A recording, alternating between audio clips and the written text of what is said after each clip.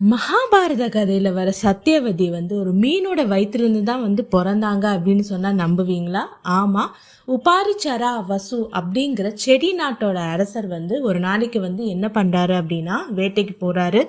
அப்ப தன்னுடைய மனைவியான கிரிகாவை நினைச்சுக்கிறாரு. அதனால அவரோட ஆண் விந்துகள் வெளியே வருது.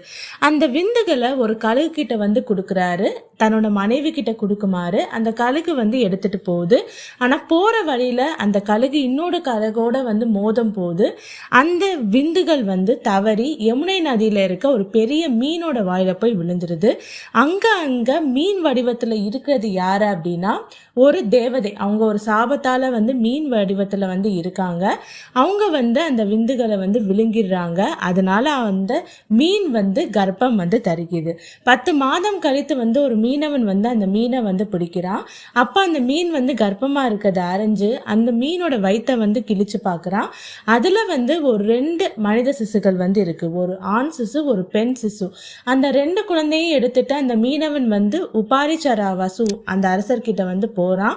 அதுல அந்த அரசர் அந்த ஆண் குழந்தைக்கு மச்சையா அப்படின்னு பேர் சூட்டி தன்னுடைய அடுத்த வாரிசா அறிவிச்சிடுறாரு.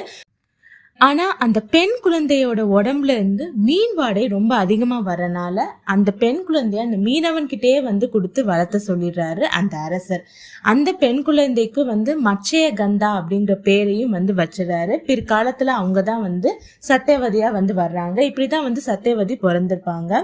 மகாபாரத கதையில இந்த மாதிரி நிறைய சுவாரஸ்யமான விஷயங்கள் இருக்கு. அது எல்லாமே நீங்க தெரிஞ்சுக்கணும் அப்படின்னா அந்த சேனலை சப்ஸ்கிரைப் பண்ணுங்க. அது மட்டும் இல்லாமல் முழு மகாபாரத கதையுமே நீங்கள் கேட்கணும் அப்படின்னா கீழே டிஸ்கிரிப்ஷனுக்கு லிங்க் கிளிக் பண்ணி பாருங்கள். இந்த வீடியோ உங்களுக்கு பிடிச்சிருந்தா லைக் பண்ணுங்கள், கமெண்ட் பண்ணுங்கள், சப்ஸ்கிரைப் பண்ணுங்கள்.